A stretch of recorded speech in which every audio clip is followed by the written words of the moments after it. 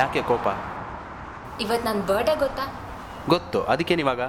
ಒಂದು ಫೋನ್ ಇಲ್ಲ, ಒಂದು ಮೆಸೇಜ್ ಇಲ್ಲ ನಿಂದು. ಬರ್ಡೇ ಅನ್ನೋದನ್ನ ವರ್ಷ ವರ್ಷ ಸೆಲೆಬ್ರೇಟ್ ಮಾಡ್ಕೊಂಡು ಕೂತ್ಕೊಂಡ್ರೆ ನಮ್ಮ ಟೈಮ್ ವೇಸ್ಟು. ಸರಿ ಬಾ ಹೋಗೋಣ.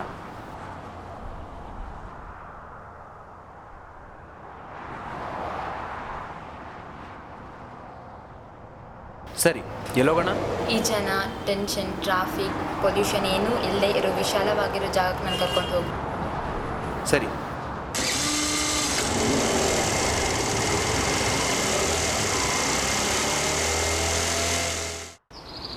ಸರಿ, ನಾನೊಂದು ಜೋಕ್ ಹೇಳ?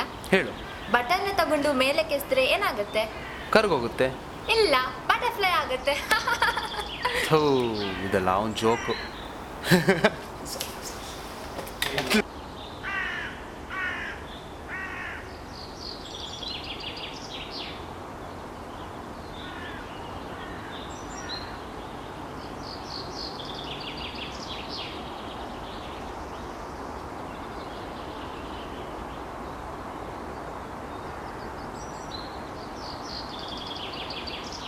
ಏನು ಜಾಗ ಇದು? ಯಾಕಿಲ್ಲಿ ಕರ್ಕೊಂಡು ಬಂದಿದ್ಯಾ? ನೀ ತಾನೇ ಹೇಳಿದೆ ಯಾರು ಇಲ್ದಿರೋ ಪ್ರಶಾಂತವಾದ ಜಾಗ ಕರ್ಕೊಂಬ ಅಂತ, ಅದಕ್ಕೆ ಇಲ್ಲಿ ಕರ್ಕೊಂಬಂದೆ. ಅಷ್ಟು ಚೆನ್ನಾಗಿರೋ ಜಾಗ ಬಿಟ್ಟು ಇಲ್ಲಿ ಯಾಕೆ ಕರ್ಕೊಂಡು ಬಂದ್ಯಾ? ನಾ ಸತ್ತೋದ್ರೆ ನನ್ನ ಹೆಣ ಊತಾಕಕ್ಕೆ.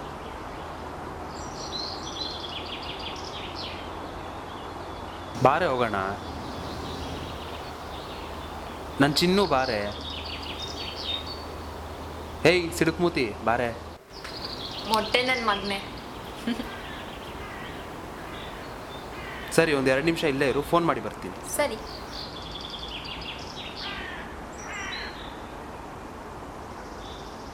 ಸರಿ, ಏನಾದರೂ ಮಾಡು. ಇನ್ನು 1 ಅವರಲ್ಲಿ ನೀನೇ ನಂದಿ ಹಿಲ್ಸಿಗೆ ಬಂದು ಅವಳು ಬರ್ಡೇ ಅರೇಂಜ್ಮೆಂಟ್ಸ್ ಎಲ್ಲ ಪಕ್ಕಾ ಮಾಡಿರಬೇಕು. ಸರಿ, ಇಡ್ತೀನಿ, ಬಾಯ್. ಈಗಲಾದರೂ ನೋಡು ಕಾಲ್ ಕಟ್ಟಾಗಿದೆಯಾ ಇಲ್ವಾ ಅಂತ.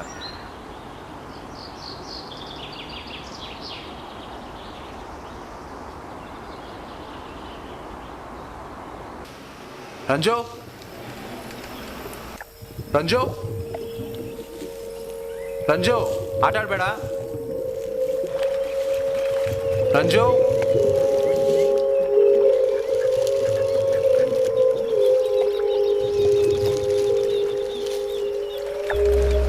ರಂಜು,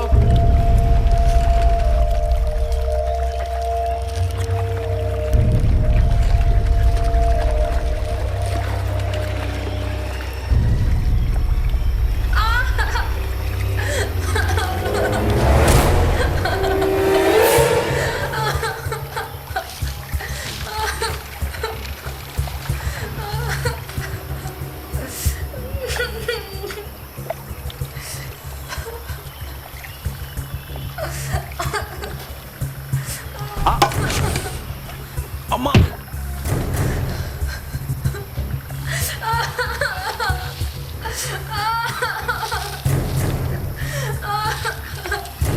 ಅಣ್ಣ ಪ್ಲೀಸ್, ಅಣ್ಣ ಬಿಟ್ಬಿಡಿ, ಅಣ್ಣ ಪ್ಲೀಸ್, ಅಣ್ಣ ಬಿಟ್ಬಿಡಿ ಪ್ಲೀಸ್. ಲೋ, ಬೇಡ ಕಣ್ರೋ, ಬಿಡ್ರೋ ಅವಳನ್ನ. ಕಿರ್ಚ್ಬೇಡ ಅಣ್ಣ ಪ್ಲೀಸ್ ಅಣ್ಣ, ನಾವು ಇನ್ಮೇಲೆ ಈ ಕಡೆ ಬರೋದೇ ಇಲ್ಲ ಅಣ್ಣ. ಬಿಟ್ಬಿಡಿ ಅಣ್ಣ ಅವಳನ್ನ. ಇದೆಲ್ಲ ಇಟ್ಕೊಂಡು ಬಿಟ್ಬಿಡಿ ಅಣ್ಣ ಅವಳನ್ನ.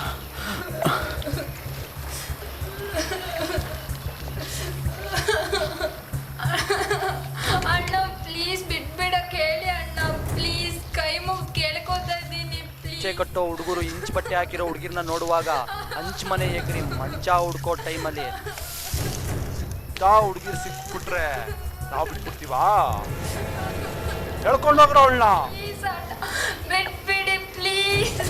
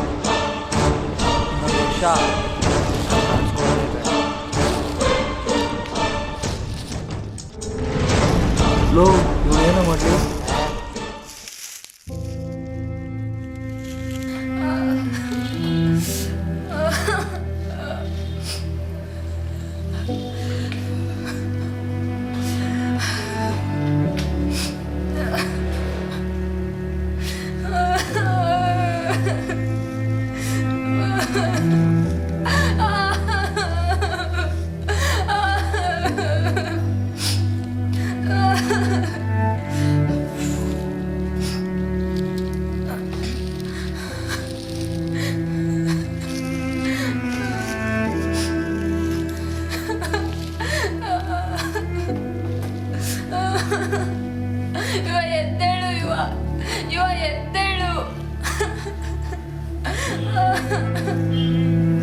ಇವ ಎದ್ದೇಳು, ಎದ್ದೇಳು ಇವ, ಪ್ಲೀಸ್ ಇವ ಎದ್ದೇಳು, ಇವ ಎದ್ದೇಳು ಇವ, ಪ್ಲೀಸ್ ಇವ ಎದ್ದೇಳು. ಅವ್ರು ಯಾರನ್ನು ಸುಮ್ಮನೆ ಬಿಡ್ಬೇಡ ಇವ, ಪ್ಲೀಸ್. ನನಗಾಗಿರೋ ಪರಿಸ್ಥಿತಿ ಬೇರೆ ಯಾರಿಗೂ ಆಗಬಾರ್ದು.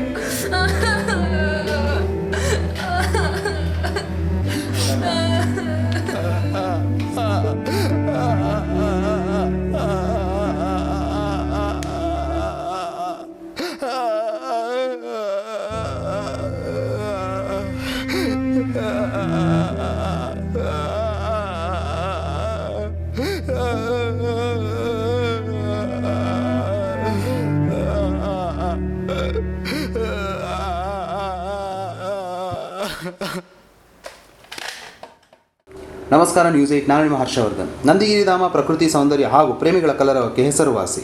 ಜಂಜಾಟ ಮರೆತು ಸ್ವಲ್ಪ ರಿಲ್ಯಾಕ್ಸ್ ಮಾಡೋಣ ಅಂತ ಬರುವ ಪ್ರೇಮಿಗಳಿಗೆ ವಿಲ್ಲನ್ಗಳು ಪಡ್ಡೆ ಥರ ಕಾಡ್ತಾ ಇದ್ದಾರೆ. ಬ್ಲ್ಯಾಕ್ ಮೇಲ್ ಮಾಡೋದು, ಹಣ ಕಿತ್ಕೊಳ್ಳೋದು, ಹೆಣ್ಣು ಮಕ್ಕಳ ಮೇಲೆ ಅತ್ಯಾಚಾರ, ಪ್ರೇಮಿಗಳ ಕೊಲೆಯಲ್ಲಿ ಕಾಮನ್ ಆಗಿಬಿಟ್ಟಿದೆ. ಇಂತಹ ರೋದನೆಗಳಿಗೆ ಪ್ರೇಮಿಗಳನ್ನು ಹತ್ಯೆಗೀಡಾಗಿಸುತ್ತಿದ್ದ 4 ಜನ ದುಷ್ಕರ್ಮಿಗಳ ಭಾವಚಿತ್ರ ಪಬ್ಲಿಕ್ CCTVಯ ಮುಖಾಂತರ ಬಯಲಾಗಿದೆ. ಈ 4 ಜನ ಪರೋಡಿಗಳು ನಂದಿ ಬೆಟ್ಟದಲ್ಲಿ ಅಡಿಗೆ ಭಟ್ಟರಾಗಿ ಕೆಲಸ ಮಾಡಿಕೊಂಡಿದ್ದರು. ಇವರು ಸುಮಾರು 23ರಿಂದ 27 ವರ್ಷದವರಾಗಿದ್ದು ಅಲ್ಲಿ ಬರುವ ಪ್ರೇಮಿಗಳಿಗೆ ಹಲವಾರು ತೊಂದರೆಗಳನ್ನು ನೀಡುತ್ತಿದ್ದರು. 3 ದಿನಗಳ ಹಿಂದೆ ನಂದಿ ಹಿಲ್ಸಲ್ಲಿ ನಡೆದ ರೇಪ್ ಹಾಗೂ ಕೊಲೆ ಪ್ರಕರಣದಲ್ಲಿ ಇವರು ಬಹುಮುಖ್ಯ ಪಾತ್ರ ಹೊಂದಿದ್ದಾರೆ ಎಂಬುದು ಸ್ಪಷ್ಟವಾಗಿ ಸಾಬೀತಾಗಿದೆ. ಹೇಗೆಂದರೆ ಘಟನೆ ಸಂಭವಿಸಿದ ಸ್ಥಳದಲ್ಲಿ ಸಿಕ್ಕಿದ ಆಯುಧಗಳೆಲ್ಲವೂ ಅಡಿಗೆ ಭಟ್ಟರು ಬಳಸುವ ಆಯುಧಗಳೇ ಆಗಿದ್ದವು. ಇಷ್ಟು ದಿನ ಬ್ಲ್ಯಾಕ್ ಮೇಲ್, ರ್ಯಾಗಿಂಗ್ ಹಾಗೂ ಲೇವಡಿಯಷ್ಟೇ ಮಾಡುತ್ತಿದ್ದ ಈ 4 ಜನರು ಈಗ ಮೊದಲ ಬಾರಿಗೆ ಅತ್ಯಾಚಾರ ಹಾಗೂ ಕೊಲೆ ಮಾಡಿ ಏನೂ ಗೊತ್ತಿಲ್ಲದಂತೆ ಆ ಸ್ಥಳದಿಂದ ಪರಾರಿಯಾಗಿದ್ದಾರೆ. ಸದ್ಯಕ್ಕೆ ಸಿಕ್ಕಿರುವ ಮಾಹಿತಿ ಇಷ್ಟು. ಇನ್ನು ಇದರ ಬಗ್ಗೆ ಮತ್ತಷ್ಟು ವಿವರಣೆಗಾಗಿ ಸದಾ ವೀಕ್ಷಿಸ್ತಾ ಇರಿ ನ್ಯೂಸ್ 8. ಧನ್ಯವಾದಗಳು.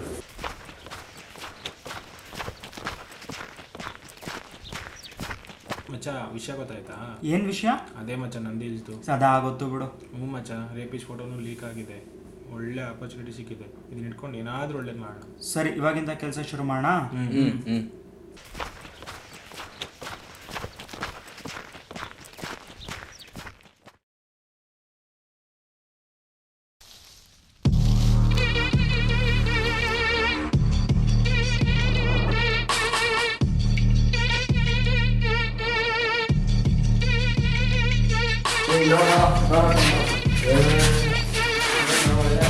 ಬಾ ಪ್ರವೀಣ್.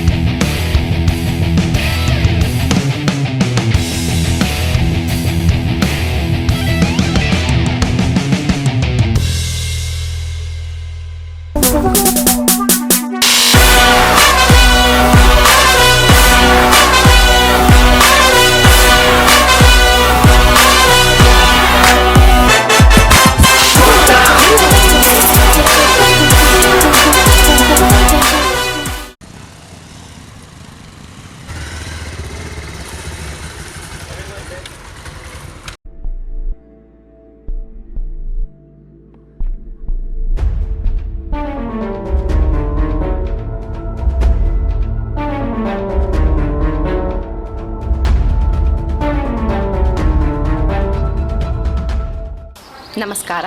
ನಂದಿ ಬೆಟ್ಟದಲ್ಲಿ ನಡೆದ ರೇಪ್ ಘಟನೆ ಕುರಿತು ಒಂದು ಸಣ್ಣ ಸಂದರ್ಶನ. ಹೇಳಿ.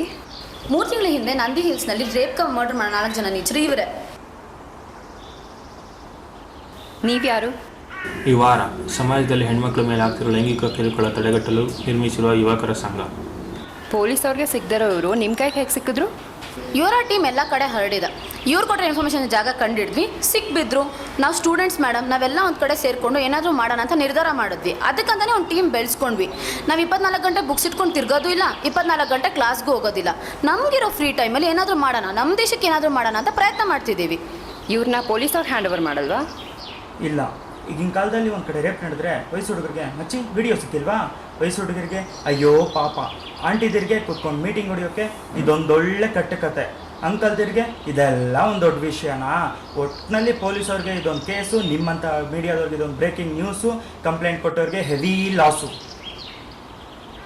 ಏನೋ ಇರಲು ಕಂಪ್ಯೂಟ್ರಲ್ಲಿ ಗೇಮ್ ಆಡೋಬಿಟ್ಟು ಹೆವಿ ಡೈಲಾಗ್ ಹೊಡಿತಾವ್ರು, ಯಾರೋ ಇರಲು. ಬಿಡೋ. ಹಾಗಾದರೆ ಇಂಡಿಯನ್ ಗೌರ್ಮೆಂಟ್ ಸರಿ ಇಲ್ಲ ಅಂತೀರಾ? ಇಂಡಿಯನ್ ಗೌರ್ಮೆಂಟ್ ಸರಿ ಇಲ್ಲ ಅಂತ ನಾವು ಹೇಳ್ತಿಲ್ಲ, ಆದರೆ ನಮ್ಮ ಇಂಡಿಯನ್ ಸೊಸೈಟಿ ಥಿಂಕಿಂಗ್ ಸರಿ ಇಲ್ಲ ಅಂತ ಹೇಳ್ತಿದ್ದೀವಿ. ಒಂದು ರೇಪ್ ಆಗಿದ ತಕ್ಷಣ ಹುಡುಗಿ ಬಟ್ಟೆ ಸರಿ ಇರಲಿಲ್ಲ, ಅವಳ ಕ್ಯಾರೆಕ್ಟರ್ ಸರಿ ಇರಲಿಲ್ಲ, ರಾತ್ರಿ ಒಬ್ಬೊಬ್ಬಳೆ ಸುತ್ತಾಳೆ ಅಂತ ಅಂತೀರಾ. ಆದರೆ 5 ವರ್ಷದ ಮಗು ಮೇಲೆ ರೇಪ್ ಆದಾಗ ಆ ಥರ ಹೇಳೋಕ್ಕಾಗತ್ತಾ?